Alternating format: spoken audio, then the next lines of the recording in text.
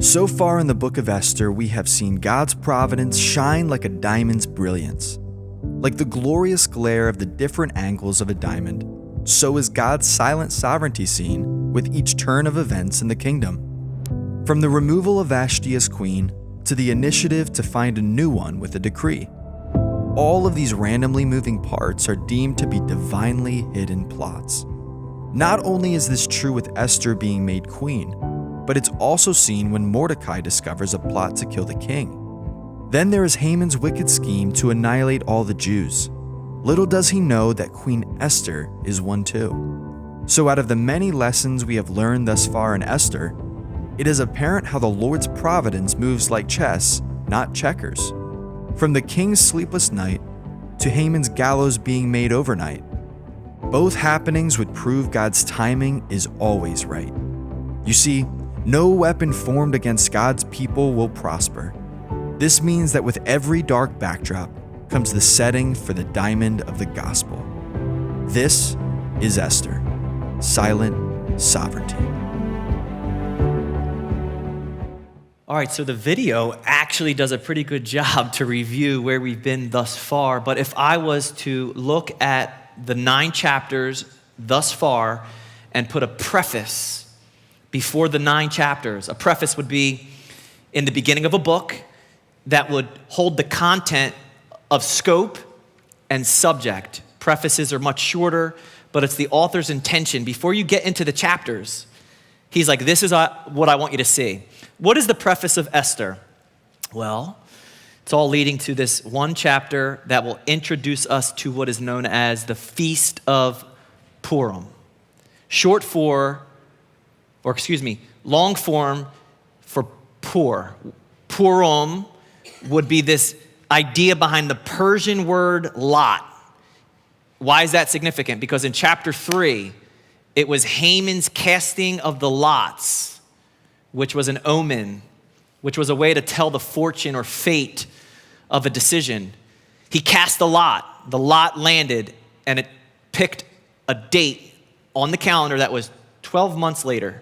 So about a year later is the day that Haman, according to chapter 3, would designate for the annihilation of the Jews. A decree that the king himself co-signed, unaware of what? That his very own queen was a Jew herself. And the other hidden plots within the chapters, all of which lead to chapter 9, where, of course, the previous chapter, Mordecai and Esther, they sign a counter decree that counteracts the evil of Haman's decree. Both are going to collide on a singular day in time. We look at the outcome in advance. That's the beauty of being able to read it. And we see that the Jews are victorious, to which they take the word pur and they create a festival or a feast or a holiday out of it, and they call it Purim, which is awesome because they took the original intention of an evil man and the Lord allowed them to recycle it to bring good to the people.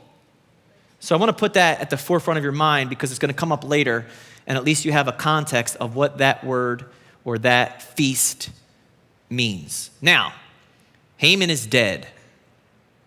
He's been so since the end of chapter 7. If you recall chapter 8, when it begins, we're placed 2 months after that original decree was signed. 2 months, Mordecai and Esther waited. Haman's gone. Mordecai has received the honor of Haman. He's promoted. Esther has received the house of Haman. The king's aware that his number one advisor devised the plot against his own queen and her people. He's hung on the very gallows that he made for Mordecai. 2 months pass. Perhaps Mordecai and Esther are looking at each other day by day and going, what are we going to do about the decree? It's still active. The time is counting. Mordecai must have said to Esther, go back and tell the king. To which chapter 8 reveals she gets prostrate and she begs the king to do something about the evil plan of Haman. He says, you have the authority to which Mordecai and Esther document and decree a counter decree. It's a copy and paste. They look at what Haman documented and they literally write it in the same way, except they add a few different qualifications. It's for the Jews. The Jews on that day can defend themselves. So you can't reverse it, but they do inverse it. And on that day, every Jew is allowed to protect their property and their people. It's an interesting concept, only because the evil that Haman did not die with him. Oh no. There's wickedness and unrighteousness and evil in this world that echoes well beyond the life that practiced it. I mean, that's just reality. Even Hitler's evil echoes well beyond what he accomplished in Nazi Germany. But there's a hope and there's a promise for the believer, for the Christian, for the church, and it's this, that the echo of evil, yes, it may resound on earth, but the gates of Hades, they will not prevail against the church. So whatever the enemy has conspired to persecute or oppose the church, Jesus himself said, those efforts will not succeed. So what is the role of the church in the midst of all of this?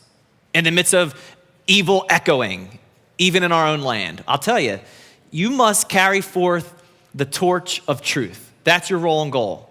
Individually, as a community, each of us need to carry forth the torch of truth. Like the Statue of Liberty in Ellis Island. Picture that. That's a landmark. Everybody knows what it stands for. Lady Liberty holding a torch. And I'm going, wow, imagine if the Christian's life was like the Statue of Liberty. That when people see you holding forth the word of life, because that's what Paul called it, they would be attracted to what you say you have and believe. And this is what the Lord uses to draw people to himself, to which Jesus said, let your light so shine before men that they may see your good works and glorify your Father in heaven. The only way to have your life be a statue of liberty is if you follow the statutes of liberty. So it all comes back to the book, knowing the word of God and the statutes that the Lord has entrusted to us and given to us to walk out day by day, individually, where God has placed me for such a time as this. And guess what? Collectively, as a body of believers, where he's placed us for such a time as this. So to the book we look, Esther 9, verses 1 and 2. Now in the 12th month, that is the month of Adar, on the 13th day, another time stamp, the time came for the king's command and his decree to be executed. On the day that the enemies of the Jews had hoped to overpower them, the opposite occurred, in that the Jews themselves overpowered those who hated them. The Jews gathered together in their cities throughout all the provinces of King Ahasuerus to lay hands on those who sought their harm. And no one could withstand them because fear of them fell upon all people. Okay, stop. The first thing to note is about 9 months has passed from the completion of Esther 8 to the beginning of Esther 9. 9 months. What were the Jews likely doing? They're preparing for this day. The day where there would literally be a civil war throughout the 127 provinces in the Persian Empire, where the Jews and their livelihood was going to be threatened by the enemies of the Jews. There was an anti-Semitic attitude that was permeating throughout the empire, throughout the known world, really, to which Haman is the complete epitome of that hatred towards the Jews. But on that very day, the Jews were allowed to protect themselves, self-defense. Notice in verse 2 it says, they were to lay hands on those who sought them harm. That is not the Pentecostal form of laying of hands. Oh no, they're allowed to protect themselves and their property and their people. But more than that, some of the things that struck me were the enemy of the Jews sought to overpower them, but the opposite occurred. And not because the Jews outnumbered them. The enemies of the Jews could not withstand them because fear fell upon them. And I'm going, wow, is this the first time this has happened with the people of God? Oh no. God said to Moses, when you're going through the wilderness on your way to the land I've promised you, Canaan, which would eventually be Israel, this is what God said he would do. Deuteronomy chapter 2, verse 25. This day I will begin to put the dread and fear of you upon the nations under the whole heaven. God's like, hey, all the nations that might be adversarial or in opposition towards you, I'm going to put fear in their hearts about you. Who shall hear the report of you and tremble and be in anguish because of you. Like, this is what God did for his people. Fast forward, they take the land under the generalship of Joshua. They send spies into the land. They encounter a prostitute named Rahab in the city wall. She says to them, Joshua 2, 9-11, I know that the Lord has given you the land, that the terror of you has fallen on us, and that all the inhabitants of the land are faint-hearted because of you. For we have heard how the Lord dried up the water of the Red Sea for you when you came out of Egypt, and what you did to the two kings of the Amorites who were on the other side of the Jordan, Sihon and Og, whom you utterly destroyed. And as soon as we heard these things, our hearts melted. Neither did there remain any more courage in anyone because of you. For the Lord your God, he is God in heaven above and on earth beneath. That's Rahab. That is a Gentile speaking to the God of Israel and saying, we've heard about your God. And the fear of you and your God has fallen on us. Did you catch that in verses 1 and 2? The fact that no one could withstand them. Why? Because the Lord was standing with them. Don't miss that. Remember, the name of God is not mentioned once in the book of Esther, but his nature is written through the pages as clear as day. The only way the fear of the people would be on the enemies of the Jews is if God was the one working and standing behind them. Now, that's not just a truth for Israel.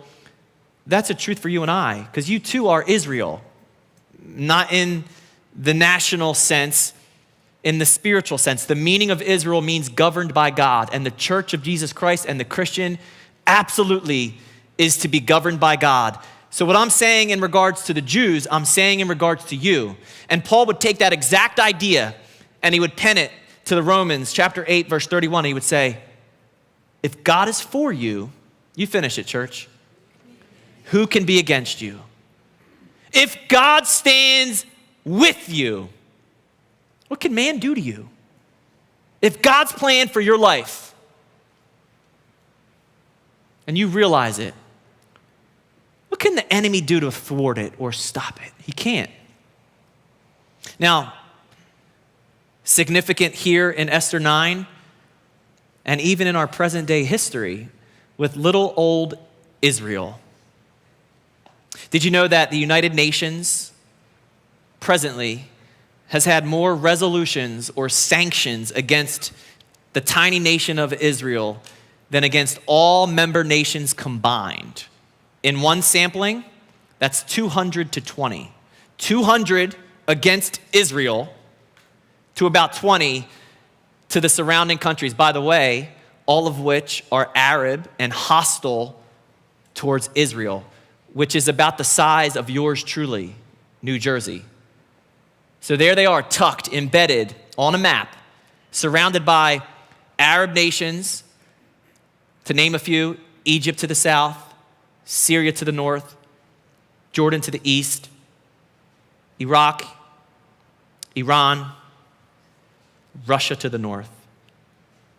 To go a little bit further, one of the ambassadors, part of the permanent mission of Israel to the United Nations, so their representation to the United Nations said this: The Human Rights Council has, in fact, passed more resolutions against Israel than all other countries combined. Between the Arab group, 22 countries. The Organization of the Islamic Conference, 56 countries. And the non-aligned movement, 118 members, all of whom vote consistently against Israel, irrespective of the facts on the ground. Israel's condemnatory treatment in the halls of the United Nations is virtually assured. What's your point? Here's my point. An enemy of Israel is an enemy of God. And that's biblical. That does not mean we support the current disorganization of their government presently, or even some of the evil that takes place in the land. But by and large, that land, biblically speaking, literally speaking, prophetically speaking, is the Jews. The capital being Jerusalem. Now, whether you know this or not, this very dynamic is playing out in our day and age. In fact, we are about to watch a war break out in the Middle East. Same players are involved. Same players from Esther. The Persian Empire, they're just now called Iran.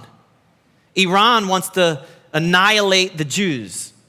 And they have Putin to the north in Russia, who's an advocate of Turkey and Syria. Some of these other allies, even Egypt and Jordan at this point, they're still on the fence. It's something to watch today as it all unfolds. In verse 3-5, it's similar but different. Watch this. All the officials of the provinces, the satraps, the governors, and all those doing the king's work helped the Jews because the fear of Mordecai fell upon them. No doubt, the fear of Mordecai, he's being raised to such a position of prominence. He's replaced Haman, but the queen is Jew. So if you're working in the kingdom and you were loyal to Haman and you find out Haman's dead and the queen's a Jew and Mordecai's a Jew, I'm pretty sure you're going to change teams rather quickly. But it's interesting to note that even the governmental authorities throughout the kingdom are helping this effort with the Jews. For Mordecai was great in the king's palace, and his fame spread throughout all the provinces. For this man, Mordecai, became increasingly prominent. Thus the Jews defeated all their enemies with the stroke of the sword, with slaughter and destruction, and did what they pleased with those who hated them. Now, that is not a statement that says they were revengeful. That's a statement that said that they had their way with their enemies. Like a knife cutting through butter. As smoothly as that occurred, these several verses are alluding to the Jews winning, even though they were outnumbered, even though the enemy sought to destroy them. This is not just contained in the book of Esther, chapter 9. In fact, some of you in this room were alive when this very same dynamic occurred. And it's known as the War of 1967, AKA the 6-Day War. If you are old enough to remember, as the world stopped and waited to watch the soon annihilation of the Jews. This was only 19 years after their birth, May 14th, 1948. What you might not know is when these Arab nations surrounded Israel in the early days of June 1967, on June 5th, every border covered with Egyptians and Syrians and Jordanians, with the backing of the Soviet Union at the time. America didn't want to touch it, so they didn't start a World War III. Little tiny Israel was left to fend for herself. So in the greater miracle, we know history tells us they won, but the tinier, smaller, meticulous miracles on day one, a preemptive airstrike from the Israeli Air Force. They took to the air as they flew on their way to strike the Egyptian air bases. The Jordanian Air Force caught them on their radars. They signaled to the Egyptians to let them know the Israelis are on their way. However, the day before, the Egyptians changed their frequencies. So even though the Jordanians were calling and signaling and warning them, it never made it. So Israel was able to strike and destroy all their air bases. That was in Egypt, and it was replicated in Syria. Many military strategists say the war was won within that first hour. Unprecedented, unbelievable. Many who have looked at it have said there's no way Israel could have done what they did. Oh, but it gets better. On that same day, towards the Sinai and some of the other channels, they were being closed in on by the Egyptians and the Syrians on foot. And somehow, some way, the reports came back, the Israeli army was able to go right through them, making their way back, which would eventually set up day 2. On day 2, as the Israeli army was making their way to certain locations, they would hear explosions in advance. They would continue. When they would get to the site, they would find the enemy was completely blowing up all of their tents and all of their equipment and retreating. It was nonsensical. They couldn't figure out why such confusion was occurring. Except that's what the Bible said would happen. Exodus 23:27 with the Jews. I will send my fear before you. I will cause confusion among all the people to whom you come and will make all your enemies to turn their backs to you. It was so bad before the war, Israel had prepared for mass slaughter, a Holocaust all over again. They designated national parks to be cemeteries, to bury the casualties. By the end of the war, they would not only push back their enemies to the north, to the east, and to the south, they would triple their territory. Oh, that's the complete opposite of what the Iraqi president declared before the war. He said this: the existence of Israel is an error which must be rectified. This is our opportunity to wipe out the disgrace which has been with us since 1948. Our goal is clear: to wipe Israel off the map. Ladies and gentlemen, the opposite occurred, as God would protect his people, which would give them back the very capital, which is biblical, known as Jerusalem, to which we are watching a war unfold over the Temple Mount. Same actors are in play. It's interesting. The world will come against Israel yet again.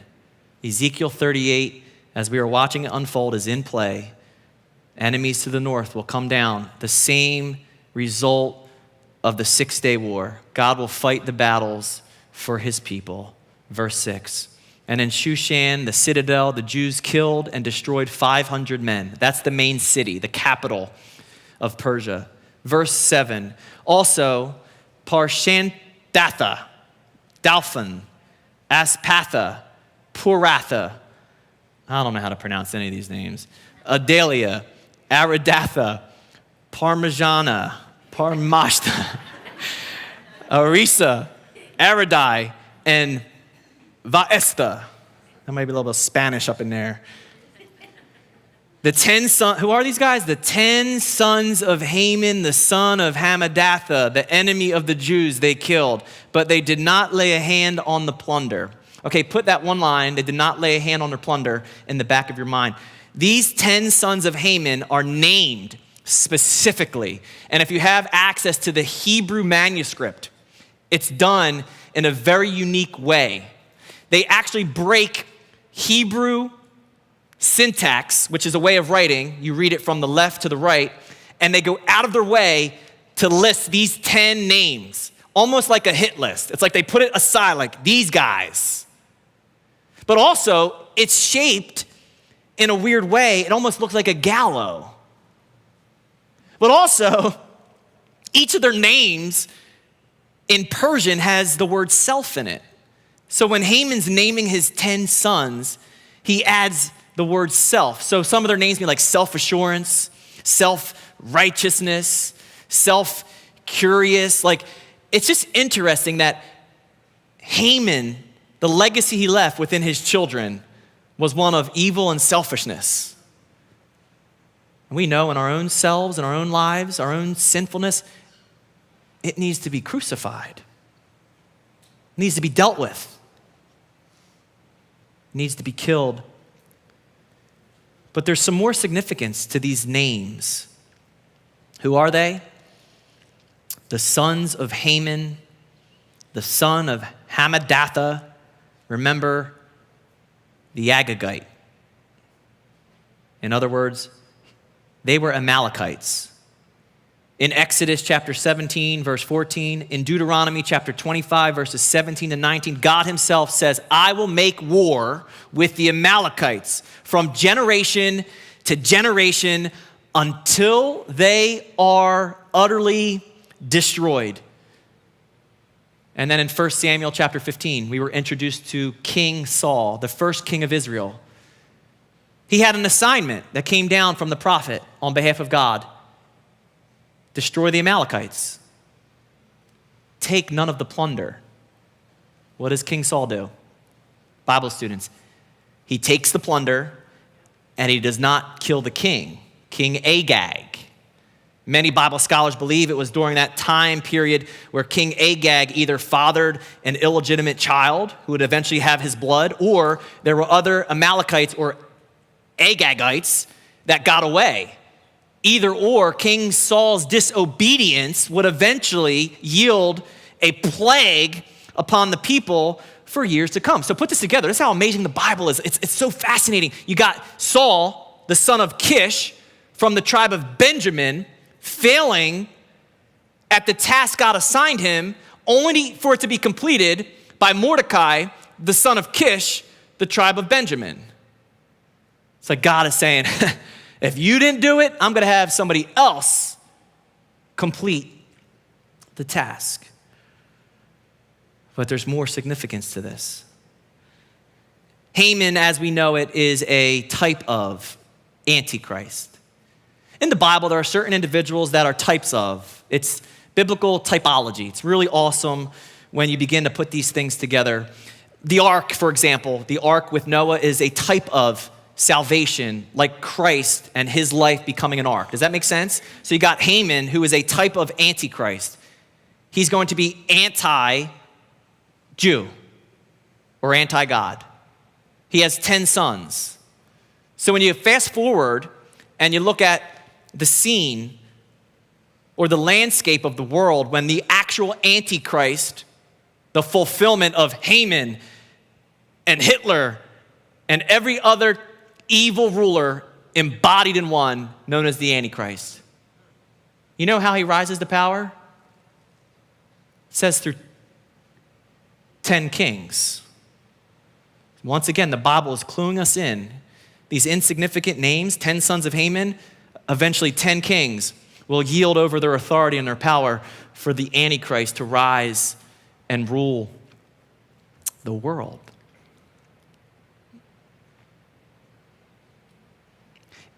In the 1940s, we know there was a Holocaust spearheaded by a type of Antichrist. His name was Hitler. Did you know there were several co-conspirators in the Nazi regime that were named? And as the trial was about to take place, several of them either had separate trials or were shipped out or had other circumstances that removed them from what we know as the international publicity around the Nuremberg trials, where they hung 10 of Hitler's closest henchmen. 10. No parallel between Esther and Hitler? Well, Julius Streicher, one of Hitler's main henchmen, expressed an awareness to this parallel with the events of Esther. As they were walking him to the gallows, he shouted, Purim Fest, 1946. They're about to put a rope around his neck, and he yells out, Purim Fest, the feast where the Jews celebrate every year, commemorating the deliverance of the people from the tyrant named Haman and his sons. Not impressed yet? Another echo of Purim is found in the Soviet Union only a few years later. In January of 1953, then tyrant and dictator who was worshipped as a god king, Stalin, was in power. There was already anti-Semitic fervor throughout his empire in light of World War II. In January of that year, the propaganda mustered up what was called the Doctor's Plot, where they sought to try Jewish doctors, claiming or accusing them of a plot to assassinate Stalin and other Soviet Union leaders. It was all propaganda. It wasn't real. They arrest these Jews. They put them on display. So the entire country is saying these Jews were trying to take out what people believed to be a god king in the man named Stalin. And out of all the dates on the calendar, he set May 5th, 1953, for the day of that trial where they would be hung publicly. And then on May 6th, he would show the Jews that he cared about them. Because he said, people will probably retaliate based on these Jewish doctors, and I'm gonna save them for national security. And on May 6th, his plan was to deport them to what he called safe camps. But they were really concentration camps. Unfortunately, for him, we're in March, not May. On March 1st, Stalin suffered a stroke. And then on March 5th, the day of the trial, he would die. By the way, March 1st was the night of Purim in 1953, where the Jews were celebrating their deliverance from Haman and his 10 sons. Charles Spurgeon nails it, speaking to the people of God. Their persecutions, slanders, falsehoods are like puffballs flung against a granite wall. They produce no result at all, for the Lord overrules the evil and brings good out of it. The best part of the quote, in my opinion, the cause of God is never in danger. Infernal craft is outwitted by infinite wisdom, and satanic malice held in check by boundless power. Charles Spurgeon. Psalm 7, 14-16 says it like this: behold, the wicked brings forth iniquity. Yes, he conceives trouble. He's pregnant with trouble and brings forth falsehood. He gives birth to lies. He made a pit and dug it out and has fallen into the ditch which he made. His trouble shall return upon his own head, and his violent dealing shall come down on his own crown. An enemy of Israel is an enemy of God. And anyone that is governed by God, that is true for you as well. Verses 11-13, on that day, the number of those who were killed in Shushan, the citadel, was brought to the king. And the king said to Queen Esther, the Jews have killed and destroyed 500 men in Shushan, the citadel, and the 10 sons of Haman. What have they done in the rest of the king's provinces? Now, what is your petition? It shall be granted to you. Or what is your further request? It shall be done. In other words, these are called after-action reports. After a war, the casualty report comes in to the authority. It's the king. He finds out there are certain casualties in his province, the main city, Shushan. He then turns to Esther and says, listen, there's this many people killed, including the 10 sons of Haman. They're done. What else can I do for you? He's speaking to his queen. What else do you want to have me do? To which Esther said, if it pleases the king, let it be granted to the Jews who are in Shushan to do again tomorrow, according to today's decree, and let Haman's 10 sons be hanged on the gallows. Now, obviously, she's asking for one more day, specifically for the main city. Perhaps there were other conspiracies happening. They got word that there were still enemies. They were plotting to, come back and fight tomorrow. Esther's simply saying, hey, can we fight one more day in the main part of the kingdom just to put out the fires or put out the message that, we're going to exterminate anybody that's trying to do us harm. And by the way, king, can I also request The 10 sons of Haman being hung. And you're saying, and I'm saying, I thought they already died. They did. But it was very common in Persian culture to hang criminals in conspicuous places, like a wall. Now, when we say hanging here, it's not necessarily the gallows with a noose. It's a pole, and they're being impaled. And they're like advertisements to the community saying, this is what happens to anybody that violates the crown or sins against the crown or commits crimes against the crown. Now, people have said Esther was being vindictive or vengeful. She's gone too far. I don't think so. I think she understood the culture, but I also think she knew her Bible. Yeah, Deuteronomy 21:23. Their law said, cursed was anyone that was hung on a tree. It's a very obscure, random law in the book of Deuteronomy. Anybody that was hung on a pole, a tree, was accursed. Esther's making the case that Haman and his sons are cursed. Now, that's significant because out of all of the forms and fashions of execution to be chosen for the Son of God, the Lord found fit to ordain his son to be hung on a tree. To which Paul makes the connection for us, in case we're missing it. In Galatians 3:13, Paul writes this, Christ has redeemed us from the curse of the law, having become a curse for us, for it is written, pulls from Deuteronomy, cursed is everyone who hangs on a tree. And it's a verse like that that should help orient our hearts and minds around the depth of the sacrifice of the Son. That Haman's very sons are being displayed as curses, and Esther's making the application based on her Jewish law. And then Paul the apostle pulls from the Old Testament and writes what we know as the New Testament, making the case that Jesus himself became a curse so that you and I could become blessed. That's the gospel. In case any of us think our salvation was based on something we did, Christ became a curse. Christ became condemned so that we could become redeemed. Paul would again write to the church at Corinth, 2 Corinthians 5:21, for he made him who knew no sin, Jesus, to be sin, that we might become the righteousness of God in him. He became sin, my sin and your sin, so that we can become righteous. That equation should completely humble every person under the sound of my voice, that the one who was righteous became condemned so that the condemned, you and I, can become righteous.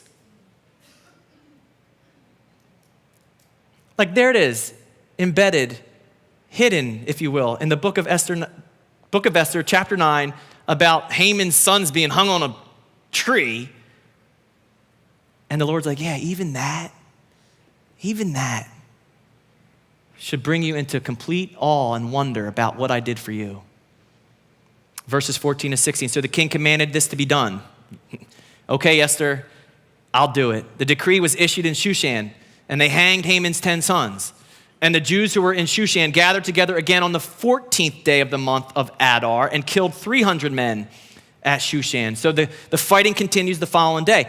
But they did not lay a hand on the plunder. That's the second time that is mentioned. The remainder of the Jews in the king's provinces gathered together and protected their lives, had rest from their enemies, and killed 75,000 of their enemies. Do the math. There's 127 provinces. That's about 500 or 600 casualties in each province. That is not a small number.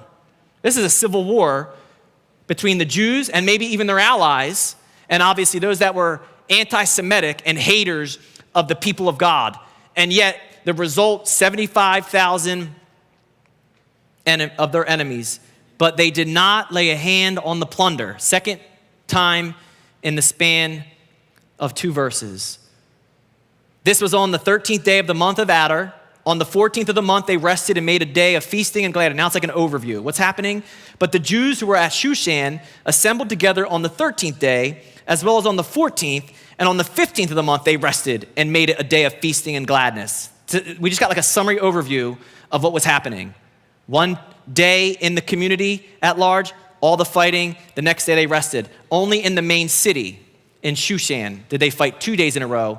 And then finally, on the 15th day of that month, rested. Therefore, the Jews of the villages who dwelt in the unwalled towns celebrated the 14th day of the month of Adar with gladness and feasting as a holiday for sending presents to one another. All right, so again, some of these verses are redundant, but again, it's documented to say, hey, this is how it happened, and then they celebrated. But I want to spend a moment looking at what was underlined on the screen, if you remember. And it's what I said earlier. I said, hey, put this in the back of your mind. Do you remember me saying that? 3 times in chapter 9, it says, and they did not take the plunder. Why is that significant? Because according to the decree in chapter 8, they were authorized to take the plunder. Haman's decree said, take the plunder, kill the Jews. Haman would have took the plunder and cashed in to pay the king. That was the bribe. So they copy and paste the decree and say to the Jews, defend yourselves, and oh, by the way, you can take the plunder. But it tells us, it goes out of the way to say they did not take the plunder, which tells you they were truly defending themselves. They were not doing any more and any less. But it also tells you something. It tells you that just because something is legal doesn't mean it's moral. I don't think I have to add any color commentary to that. Just because something is legal in our land, and everybody's doing it, and everybody's supporting it, and everybody's celebrating it, and everybody's parading it, does not make it biblical or moral. To which the church for too long has parroted or echoed the culture and affirmed it, as opposed to saying, no, I will not compromise truth. Just because it's legal does not mean it's moral. Now we move rather quick to the end. And Mordecai wrote these things and sent letters to all the Jews near and far who were in all the provinces of King Ahasuerus to establish among them that they should celebrate yearly the 14th and 15th days of the month of Adar as the days on which the Jews had rest from their enemies, as the month which was turned from sorrow to joy for them and from mourning to a holiday, that they should make them days of feasting and joy, of sending presents to one another and gifts to the poor. Now, this is after the aftermath, the cleanup, the assessment, the action reports have come in. And this is when the follow-up letters go out. Mordecai writes all of the Jews and says, hey, based on what occurred those past few days, these specific days, we are going to celebrate them every year. And they celebrate it every year, even today. Jews around the world, around the month of March, maybe sometimes in the beginning of April, depends on where it falls on the calendar, they celebrate the Feast of Purim. And it's like our Halloween. Kids dress up like Mordecai and Esther and some even Haman, and they act it out. And every time Haman's name is mentioned, the people boo and hiss. And every time Mordecai's name is mentioned, people applaud and celebrate. It's like, to this day, in fact, next year, Purim 2023 will be on March 7th, which was the exact day when it occurred in Esther 9, March 7th, which, if you know my testimony, is a date of great significance. So on March 7th, they waited because the decree of death was looming. And on that same day, the decree of life won out. March 7th for me in 2009 became a day of death as well. I was responsible for the at-fault drunk driving fatality of a man named Hort Kapp, a father of children. And of course, every year as I am working my way through the calendar, March 7th is always in the back of my mind. It's an anniversary, and if you have those types of anniversaries, you already know. 12 years had gone by as I entered 2021. The only difference was my wife was pregnant as we entered that year. We were due towards the end of February, and I knew the 12th anniversary of March 7th was upon us. Well, her due date came and went, and she was frustrated, as you can imagine, wanting this baby out of her as quick as possible. And everybody told us it was the second child that was going to come exactly on the due date, but the due date came and the due date went. And then March 1st quickly turned to March 3rd. And then March 3rd quickly turned to March 5th. And then March 5th to March 6th. And her water breaks, and I take her to the hospital. And then it was the early hours of March 6th, and I'm watching the clock on the wall all day long. And it began to go forward an hour. And I remember looking at it into the afternoon, into the early evening, into the late evening, and eventually 11 o'clock p.m., and eventually 11:59 turned to 12 midnight. And I looked at my Apple Watch where the digital number 6 turned over to number 7. And I remember thinking, out of all the days, God just turned a death day into a birthday.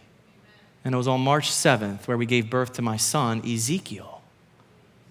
And when I thought about that, as it completely humbled me, similar to Esther 9 and this complete reversal from death to life, and I realized for all of us, it's exactly what occurs when we look at Jesus Christ on the cross. If you come to Christ on the cross, that's a death day. Your life for his life.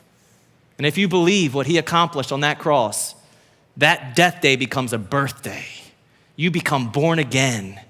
And all because of a death day in the Son of God's life. It's the gospel. Verses 23 to 25. Again, it's a recap with some specific details about the day. So the Jews accepted the custom which they had begun, as Mordecai had written to them, because Haman, the son of Hammedatha, the Agagite, the enemy of all the Jews, had plotted against the Jews to annihilate them and had cast pur, there it is, that is the lot, to consume them and destroy them. But when Esther came before the king, he commanded by letter that this wicked plot which Haman had devised against the Jews should return on his own head, and that he and his son should be hanged on the gallows. There it is, Proverbs 16:33. The lot is cast into the lap, but every decision is from the Lord, which means God may not overrule something, but God rules over everything. That's the promise. Verses 26 to 28. So they called these days Purim, after the name Pur. Therefore, because of all the words of this letter, what they had seen concerning this matter, and what had happened to them, the Jews established and imposed it upon themselves and their descendants and all who would join them, that's you and I, that without fail, they should celebrate these 2 days every year according to the written instructions and according to the prescribed time, that these days should be remembered and kept throughout every generation, every family, every province, and every city, that these days of Purim should not fail to be observed among the Jews, and that the memory of them should not perish among their descendants. That's happening. Okay, there are 7 Jewish holidays appointed by God. That's Leviticus chapter 23. They're all listed in Leviticus 23. The whole chapter is designated to learning about these festivities or these holidays. There's 7, that's God's number. There are 2 additions that were man instituted. One is Purim, which has stood the test of time. The second is what we call Hanukkah. Hanukkah came, the kingdom after the Persian Empire was the Grecian Empire. And another man, like Haman before him, his name was Antiochus Epiphanes. He too tried to slaughter the Jews. He's the one that went into the temple and sacrificed a pig and made the priests drink the blood. It's where we get the term the abomination of desolation, which Jesus said will happen again with the final Antichrist. That is what made Judas Maccabees rise up and overthrow that type of tyrannical behavior to which the Jews celebrated their Declaration of Independence called Hanukkah. Those are the 2 instituted festivals plus the 7. Why is that important? Well, I would make the case that every Christian should know about them. First things first, it was the Jews who gave us the scriptures. It was through the Jews that we were given the Savior. Jesus is a Jew. Jesus does not have blonde hair. He did not have blue eyes, unbeknownst to me. Jesus was a Jew. The early disciples were Jewish. The first missionaries around the world, Jews. Jesus died on a Jewish holiday known as Passover. Jesus got up from that grave 3 days later on another Jewish holiday known as the Feast of First Fruits. Jesus promised his Holy Spirit would fall upon his church 50 days to the date on another holiday known as Pentecost. Salvation is from the Jews, John 4:22. And every Christian should have a working handle and knowledge of these Jewish holidays because they have great significance in light of Jesus and the church. And I might even venture to say the Feast of Trumpets might have some type of relation to Jesus' return. But that's another lesson. Then Queen Esther, the daughter of Abihail, with Mordecai the Jew, wrote with full authority to confirm the second letter about Purim. And Mordecai sent letters to all the Jews, to the 127 provinces of the kingdom of Ahasuerus, with words of peace and truth, to confirm these days of Purim at their appointed time, as Mordecai the Jew and Queen Esther had prescribed for them, and as they had decreed for themselves and their descendants concerning matters of their feasting and lamenting. So the decree of Esther confirmed these matters of Purim, and it was written in the book. It almost seems redundant and over, but if you caught what was said in these final few verses, the words that went forth from the kingdom by Mordecai, a righteous man in a position of power that God elevated him to, were words of peace and truth, true peace, a peace that only God could supply. Not fake peace, not pseudo peace, no, a true peace. There was peace throughout the land and in the souls of man because of righteous policies and righteous behaviors and righteous actions. And oh yeah, by the way, it was the truth, and the word means stability. There was a stability in the kingdom to which previously it was unstable because of Haman. What's my point? My point is this. If the church understands their role, that we're to hold forth the torch of truth in our world, this is where the world will find the peace that they're longing for with God. And this is what stabilizes the soul and society that we are currently in. How do you get that? Well, you hold to it. And truth holds you. Truth held leads to you being held. Said in a different way, truth holds those who hold truth. Truth stabilizes the soul that holds to truth. Nothing in the world can throw you off when you hold to truth. And the truth has a name. It's Jesus Christ. So with all these lessons in the book of Esther, with the reversal of the devil's plot through Haman, we see it again through Hitler. It's going to eventually come again in the end time scenario, and yet the church should be in their right place at their right time, like a statue of liberty, pointing people to the one true king. That's Esther chapter 9, silent sovereignty. And since we're not dead, we're not done. We've heard it. By God's grace, let's do it. Let me pray.